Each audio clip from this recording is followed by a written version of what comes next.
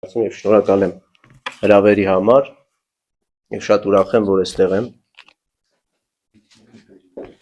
Դավիթին, հա, ուրիշ առիթով։ Նախ մեզանում ցավոք սրտի քիչ են անդրադառնում Ռաբինդրանաթ Թագորին եւ դա իսկապես ինձ զարմացնում է, քանի որ Թագորը երևույթ է ոչ միայն հնդիկ ժողովրդի համար, այլև ամբողջ աշխարհի եւ ասպես դրա մասին։ Երբ եմ լսել Թագորի մասին առաջին անգամ, երևի 18-19 տարի առաջ իմ ուսուցիչը Աշոտ Հախինյանն էր, ով դիպված հաղորդաշարի ռեժիսորն էր,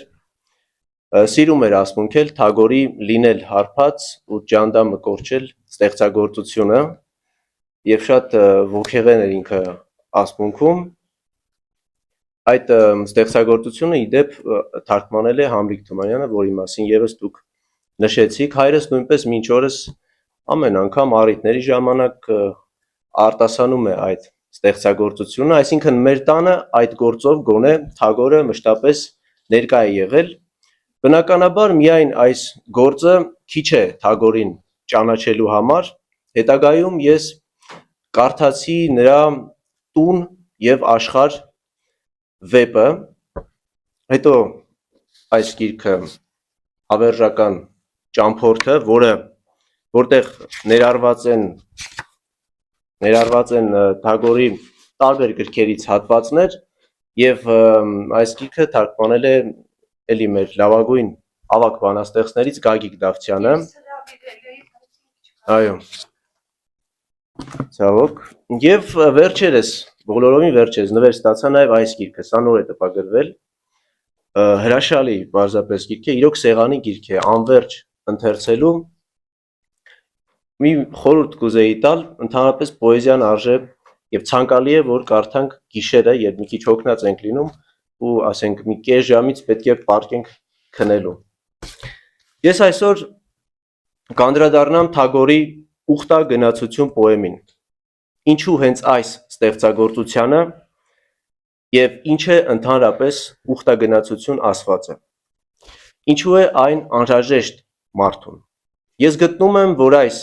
պոեմը կօգնի մեզ մեր իրականությունը ճիշտ ընկալելու հարցում եւ մենք կկարողանանք ելքեր գտնել։ 20 թվականի պատերազմից հետո մենք ապրում ենք ոչ միայն մտավոր, այլև բարոյական անկում եւ սա բնական է, քանի որ նման ողբերգություններն անհետևանք չեն անցնում։ Ելքը ուխտա գնացությունն է, այսինքն այն վեհ գաղափարը, հանուն որի արժե կենցաղից վեր կանգնել, արժե թողնել անձնական մանր մունր շահերը, ամբիցիաները ու շարժվել դեպի մեր ուխտը։ Այս խոսքի վրա անհնար է չհիշել Հովհաննես Թումանյանի հետևյալ բանաստեղծությունը։ Մենք ուխտ ունենք միշտ դեպի լույս ու գնում ենք մեր ճամփով, մրրիկներով պատած անհույս, սև խավարով, մութ ամպով։ Մենք անցել ենք արյան ծովեր, սուր ենք տեսել ու կրակ, մեր ճակատը դեմ ենք արել մրրիկներին հակառակ։ Ու թեպետ եւ պատառ, մեր դրոշը սրբազան, ու մենք չունենք տեղ ու դադար, երկրից երկիր ցիրուցան, բայց գնում ենք մենք անվեհեր, զարկերի տակ չար բախտի, մեր աչքերը միշտ դեպի վեր, դեպի լույսը մեր ուխտի։ Իսկ ո՞րն է մեր ուխտը, հարց է առաջանում։ Օրինակ Թագորի պոեմում ուխտավորները բազմաթիվ փորձություններ հաղթահարելով, նույնիսկ իրենց առաջնորդին զոհա բերելով, ի վերջո հասնում են մի փոքրիկ գյուղակի մոտ եւ հետաքրքիր է, որ միայն բանաստեղծի խոսքով է բացվում գյուղակի դուռը, երբ նա ասում է. «Մայր, իմ առաջ դուռը բաց»։ Արեգակի ճառագայթը դիպավ դռանը կողպած եւ զգացին բոլոր մարդիկ իրենց մեջ ծննդյան բառը վերին. «Մայր, իմ առաջ դուռը բաց»։ Դուռը բացվեց։ Մայրը նստած է խոտին, նորածինը ձեռքերին, ինչպես աստղը լուսաբացի, այգա բացի, ձեռքերին։ Արեգակը իր մատներով դիպավ գլխին մանչուկի, բանաստեղծի ձեռքը դիպավ լարերին ու տարածվեց մեղեդին։ Փառք ծնունդին անվախճան, ծնկի իջան ուխտավորները բոլոր, թե բարեպաշտ, թե մեղավոր, թե աղքատ ու թե ռաջա, թե հիմար ու իմաստուն, հռչակեցին միաձայն, փառք ծնունդին անվախճան։ Մենք նույնպես որպես ուխտավորներ կարող ենք անկասկած ընդունել այս ուխտը եւ իդեպ կան շատ ապացույցներ, որ մենք շարժվել ենք այդ ուղղությամբ։ Երկրաշարժի ժամանակ շատ հայ ընտանիքներ որոշեցին էլի երեխաներ ունենալ։ Սա մեր ճակերտավոր ասած պայքարներ բնության արհավիրքի դեմ։ Ես ընկեր ունեմ, ով ծրագրի մեջ չի եղել, բայց այդ ժամանակ ընկերները ծնողները որոշել են, որ նա պետք է ծնվի։ Նույն երևույթի ականատեսը մենք եղանք 2020 թվականի պատերազմից հետո։ Մենք խոսում ենք պոեմի մասին, բայց տեսեք, թե որքան գործնականում իրագործելի է մեր ուխտը։ Երբեմն պոեզիայի մասին խոսելով մարդիկ կարծում են, թե այն աշխարհից կտրված երազային, տեսիլային հորինվածք է ընդամենը, ավելի կոպիտ ասած սուտ։ Այսպես մտածում են միայն մակերեսը պաշտող մարդիկ, ովքեր ոչինչ չեն հասկանում իրականում պոեզիայից։ Բայց մինչ մորն ու մանկանը հասնել ուխտավորները նաև ճանապարհ անցան։ Ուխտագնացության իմաստը նաև այս ճանապարհն անցնելն է, որը պետք է միասին անցնեն ուխտավորները։ Հեշտ չէ այդ ճանապարհն անցնել, հատկապես այն դեպքում, երբ բոլորը տարբեր են եւ ամեն մեկն ունի իր նպատակը։ Մեկն ուզում է հաջողության հասնել, մյուսն ուզում է իր ձեռքը վերցնել մարդկանց կառավարումը, իշխանությունը, մյուսը շուտ է հոգնում։ Մեկը կյանքի իմաստ է համարում ցոփությունն ու կիրքը եւ ասում է ունայնություն է իմաստը կյանքի, կարևորն այսօրն է եւ վերջ, ոչ անցյալը, ոչ առավել եւս ապագան նրա համար կարևորություն չեն ներկայացնում։ Ու պատկերացրեք այս բոլորին պետք է առաջնորդել դեպի որևէ վեհ նպատակ։ Այս մարդկանց, ովքեր իրենց եսն ամենից վեր են դասում, պետք է համոզել հակառակում եւ տեղավորել մենքի մեջ։ Պոեմում առաջնորդը կարողանում է նրանց տեղից շարժել ասելով. եկել է ժամը ճամփա ելնելու ի հաջողություն։ Բայց առաջնորդը նաեւ քաջ գիտակցում է,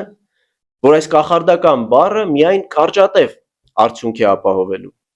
Երբ ժողովուրդը չստանա այդ հաջողությունը, կվերածվի ամբոխի եւ այդ ժամանակ պետք կգա ավելին, քան բառը։ Եվ իհարկե անխուսափելիորեն վրա է հասնում, գալիս է այդ պահը, գրում է Թագորը։ Եվ հանկարծ մեկը ելավ ամբոխից եւ առաջնորդին մատնացուցելով ասաց. «Սուտ ես դու, խաբեցիր դու մեզ»։ Եվ ինչ որ մեկը համարձակներից վեր թռավ տեղից եւ առաջնորդին ուժգին հարվածով տապալեց գետնին։ Խավարն էր նրա դեմքը պարուրել։ Ելան բոլորը խփելու համար։ Մարմինը կորցրած կյանքն առաջնորդի գետնա տարածվեց։ Ասնելով այս հատվածին իմ վերածնունդ հաղորդաշարում ես այն կրկին կապել եմ մեր իրականության հետ, երբ առաջնորդը դադարում է իր անձը զոհաբերել գաղափարին, ժողովուրդը մնում է մենակ իր ճանապարհի առաջ։ Չի կարելի, անհնար է մեծ ճանապարհով տանել ժողովրդին, միևնույն ժամանակ լինել փոքրոքի եւ սեփական անձը զոհասեղանին դնելու անընդունակ։ Թագորի պոեմում առաջնորդը գնում է այդ գիտակցված զոհողությանը եւ ամբողջը մնում է մենակ առանց առաջնորդի ու լսվում են հարցեր. ով մեզ ճանապարհ ցույց կտա հիմա։ Եվ արևելցի ծերուկն իմաստուն բարբառեց այսպես. մեր ճանապարհը ցույց կտա կրկին նահատակը մեր։ Եվ նայեց հերթով բոլոր գլխահակ ուխտավորներին եւ իմաստունը բարբառեց նորից. մերժեցինք նրան եւ խորտակեցինք կասկածանքների ու ցասման պահին, իսկ հիմա նրան կվերածնենք մեր սիրով կրկին։ նա վերածնվեց մահով մեր կյանքում, մեծագույնն է նա, հաղթողը մահվան, վեր ելան այն ժամ բոլորն ու խմբով երգեցին այսպես, փառք քեզ ու պատիվ, օ հաղթող մահվան, ասա այն գինն է, որը վճարում ես կյանքի գեր իմաստներին հասնելու համար, ուղիղ և հոգևոր իմաստով այս գինն են վճարում ոչ միայն առաջնորդները, այլ ստեղծագործող մարդիկ, ովքեր օր ու գիշեր տքնում են հանուն գեղեցիկի, թիվ ու քանակ չկա Թագորի տառապանքին, վկա նրա հազարավոր ստեղծագործությունները և երջանիկ ենք մենք, որ բախտ ունենք առնչվելու Թագորյան իմաստությանը ու ես հույս ունեմ, որ նաև այս միջոցառումը խթան կհանդիսանա, որ Թագորի ստեղծագործությունները առավել հետաքրքրություն ստեղծվի և ժողովուրդը մարդիկ կարդան և հայերեն կարդան, քանի ես օրինակ շատ կցանկանայի տուն և աշխարհ վեպը կարդալ հայերեն, մի բանաստեղծություն Պարտիսպանը գրքից կարդամ և դրանով ավարտեմ իմ խոսքը։ Օրը դեռ չի վերջացել, շուկան դեռ չի փակվել, շուկան գետի եզերքին, ես կարծում էի, թե ժամանակս ապարդյուն անցավ և կորավ վերջին հույսն իմ, բայց ոչ եղբայր իմ, դեռ էլի մի բան մնացել է մոտս, բախտն ինձ հիմնովին դեռ չի կողոպտել, առևտուրը վերջացավ, երկու կողմից էլ հաշիվը պարզ է, արդ ժամանակն է, որ ես տուն գնամ, դռնապան հարկ ես պահանջում, մի վախեցիր մարդ, դեռ էլի մի բան մնացել է մոտս, բախտն ինձ հիմնովին դեռ չի կողոպտել, քամու օրորը փոթորկով է սպառնում, և արևմուտքում կուտակվող ամպերը լավ բան չեն գուշակում, խաղաղ ջրերը սպասում են հողմին, շտապում եմ անցնել գետը, քանի գիշերը վրա չի հասել, լաստավար, քեզ պետք է վճարեմ, առ եղբայրս, դեռ էլի մի բան մնացել է մոտս, բախտն ինձ հիմնովին դեռ չի կողոպտել, ճանապարհի եզրին ծառի տակ նստած է մուրացկանը, ավաղ նա երկչոտ հույսով նայում է դեմքիս, նա կարծում է, թե այսօրվա գործով հարստացել եմ, այո իմ եղբայր, դեռ էլի մի բան մնացել է մոտս, բախտն ինձ հիմնովին դեռ չի կողոպտել, գիշերն ավելի եմ մթնում, ճամփան դատարկվում է, լուսապեցիկներն առկայծում են թփերում, ով ես դու, որ գաղտագողի անշշուկ քայլերով հետևում ես ինձ, գիտեմ, դու ուզում ես հափշտակել ամբողջ վաստակս, ես քեզ չեմ հուսախաբի, որովհետև դեռ էլի մի բան մնացել է մոտս, բախտն ինձ հիմնովին դեռ չի կողոպտել, կես գիշերին տուն եմ գալիս դատարկ ձեռքերով, անքուն ու տագնապալի աչքերով դու անհամբեր սպասում ես ինձ, իմ դռան մոտ, երկչոտ թռչունի պես դու գիրկս ես ընկնում, կրքոտ, անզուսպ սիրով, ախ Աստված, այո, ես դեռ շատ բան ունեմ, բախտն ինձ հիմնովին դեռ չի կողոպտել։ Շնորհակալ եմ։